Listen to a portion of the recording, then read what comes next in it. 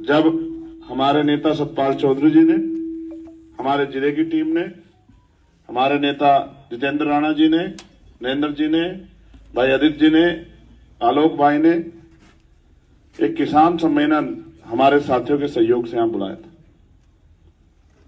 वो सम्मेलन मात्र सम्मेलन नहीं था, उस सम्मेलन ने बहुत लोगों की जड़ यहां से उखाड़ दी। जो लोग सत्ता के अहंकार में, घमंड में हैं और लोगों की अहमियत नहीं समझ रहे, लोगों को कुचलने में लगे हैं, जो सोचते हैं कि सत्ता उन पे परमानेंट रहेगी। ये ताकत जनता ने दी है और जनता जनार्दन होती, जनता मालिक होती। जनता जिसको ताकत देती है वो ताकतवर हो जाता है और जिससे छीन लेती है वो जमीन पर पटक जाता है।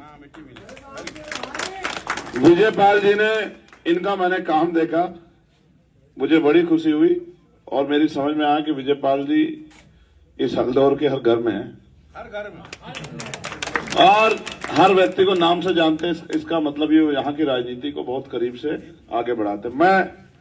मुझसे कोई पूछ रहा था कि भाई विजय पाल जी मन से हमारे साथ हैं या फर्जी,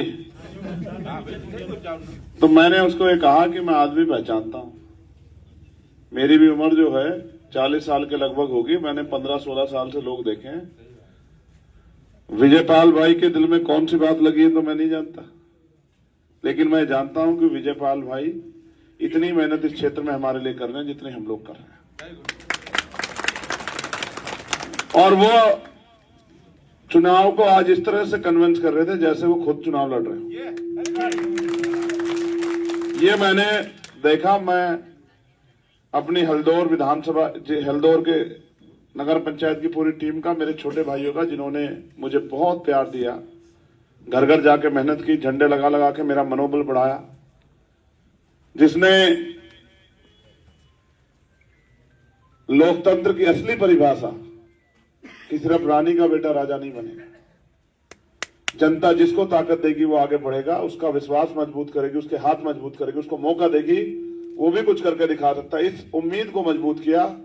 यहां भीम आर्मी आजाद समाज पार्टी के सभी कार्यकर्ता नेताओं का भी मैं बहुत बहुत धन्यवाद करता हूं।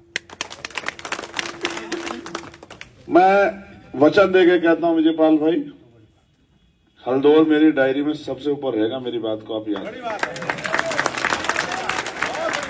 और मैं जहां भी रहूं, आप बड़ी बात कह रहे थे, मैं बहुत बड़ा नहीं सोचता। मैं तो सिर्फ, मैंने राजनीति को किसी व्यापार, किसी उद्योग के लिए स्वीकार नहीं किया।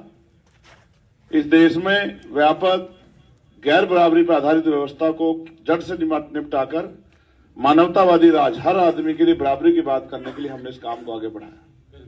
और हमारी राजनीति है भी इसलिए, सुख सुविधा की राजनीति करनी होती तो बहुत सारे दल हमें अवसर दे रहे थे कि आप हमारे साथ आ जाओ, लेकिन क्योंकि हम जानते हैं ना हम किसी के इशारे पर बात कर सकते हैं, ना ही हम भेदभाव कर सकते हैं, इसलिए हमने अपने सिंबल पे लड़ना सही समझा। Very good. आज हालात ये हैं कि आप क्षेत्र के सब साथियों के सहयोग से केतली का निशान घर घर तक पहुंच गया है।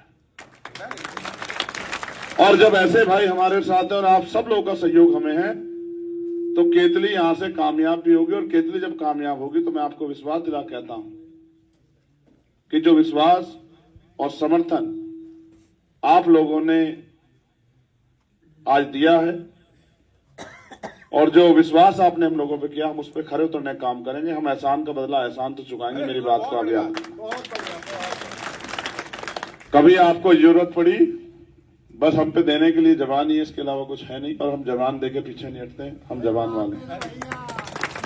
कभी खून की जरूरत पड़ी तो याद करके देखना, आपको एहसास हो जाएगा कि चंद्रशेखर आजाद जब जवान देता है तो फिर किस हद तक गुजर सकता है।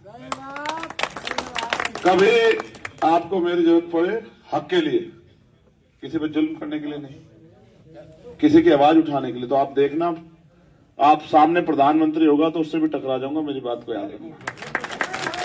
मैं पुनः धन्यवाद करता हूं क्योंकि अभी कई कार्यक्रम बाकी हैं, इसलिए मैं धन्यवाद करता हूं यहां उपस्थित।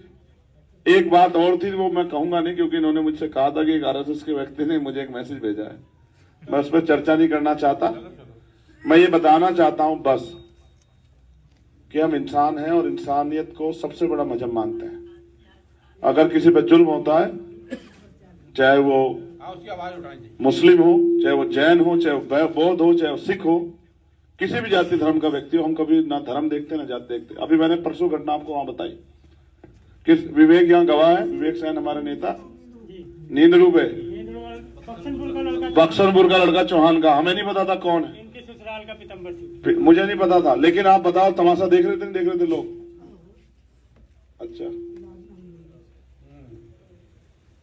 मैं उस भाई के लिए भी उसको आदरांजलि अर्पित करता हूं। आज वो मुझे अभी पता लगा कि वो उस दुनिया में नहीं रहे।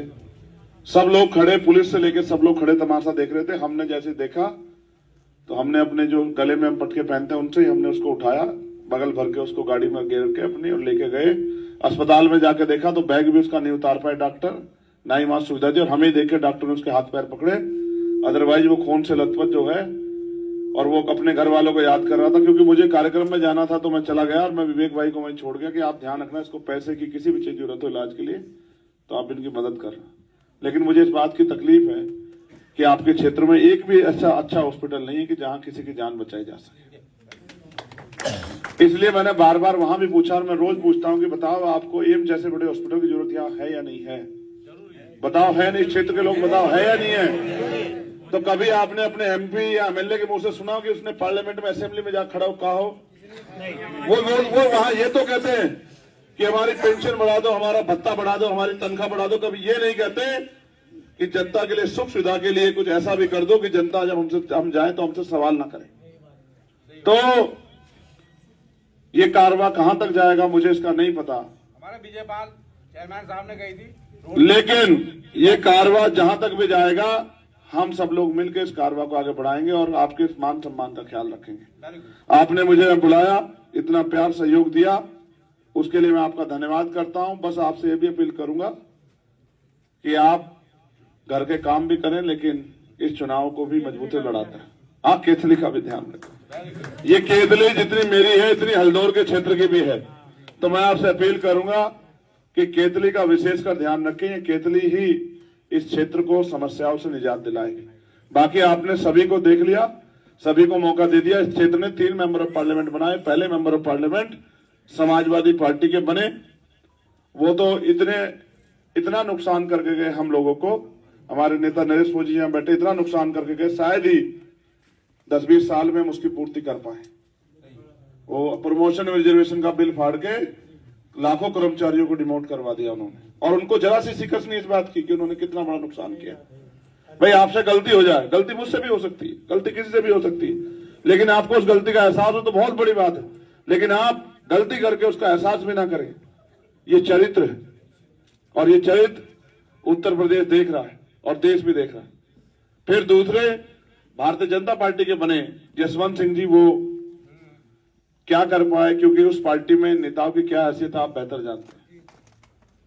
वो बेचारे तनख्वाह के लिए वो पद तो देते, पावर नहीं देते भाजपा के लोग कि आदमी अपने मन से किसी के लिए कुछ कर दे। और तीसरे अलायंस के बना के भेजे आपने गिरीश चंद जी, वो बेचारे 5 साल वो तो गांव के लोग ढूंढते फिरते हैं कि मिल जाए, वो मिले ही नहीं। उन्होंने तो और अच्छा किया कि उनसे कोई सवाल ना पूछ ले, वो इस लोकसभा को छोड़ के चले गए कि भाई ना तुम्हारा वोट का मेरा रिश्ता था, तुम्हारा रिश्ता मेरा खत्म, मैं चला दूसरे लोकसभा में।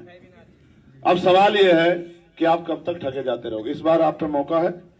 मुझसे मीडिया के लोग पूछ रहे थे भाई आपका इंडिया अलायंस तो नहीं बना, नीरज भाई हमारे खड़े हैं साथी, तो हमने कहा भाई हमने जनता अलायंस बना लिया है, हमने जनता के साथ अलायंस कर लिया है। नगीना लोकसभा की हर जाति धर्म के लोगों के साथ अलायंस कर लिया है कि आओ हमारे साथ खड़े होकर इस क्षेत्र की समस्या से हल करो।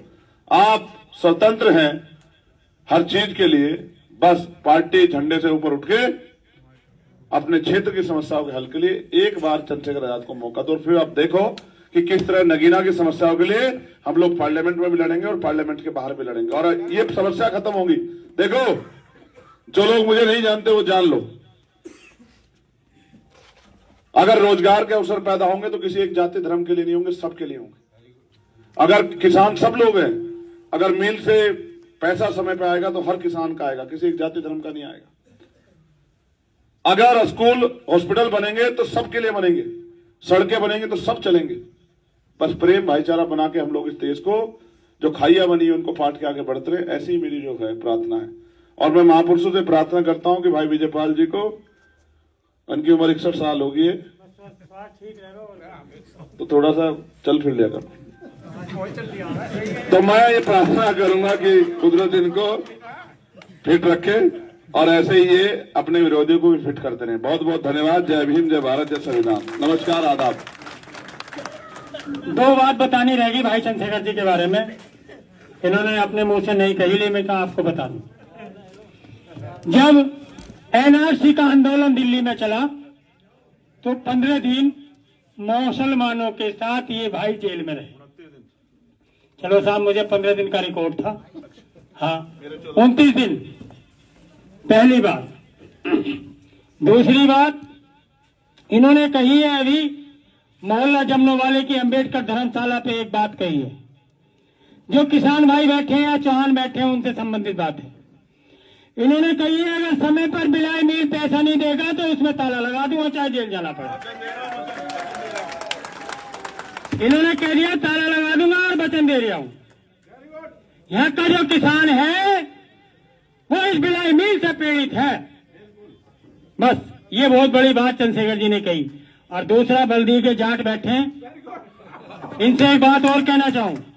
वेरी गुड होगी तो वेरी गुड कहना, बैड गुड होगी तो बैड गुड कहना।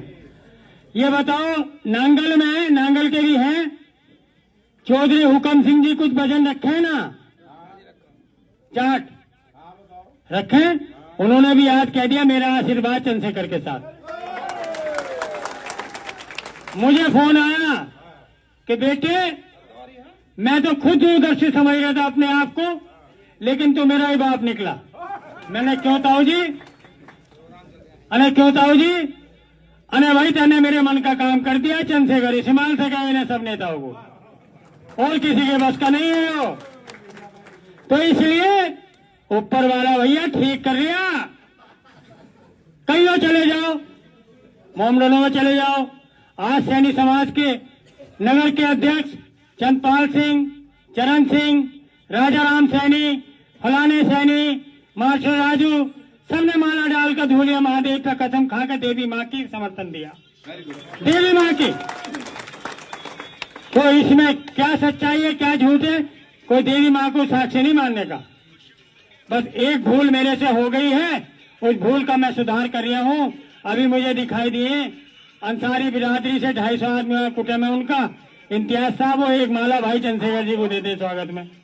भाई मैं माफी चाहूं, चश्मा नहीं लगा रखा भैया, हनी चश्मा दिए भैया।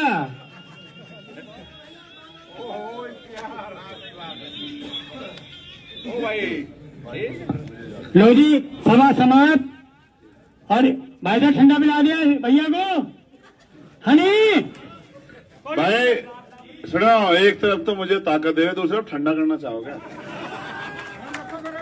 बहुत बहुत मजबूत है, सबको चलते रहो बस। बहुत बहुत धन्यवाद भाई विजयपाल जी और आपके सब साथियों का धन्यवाद।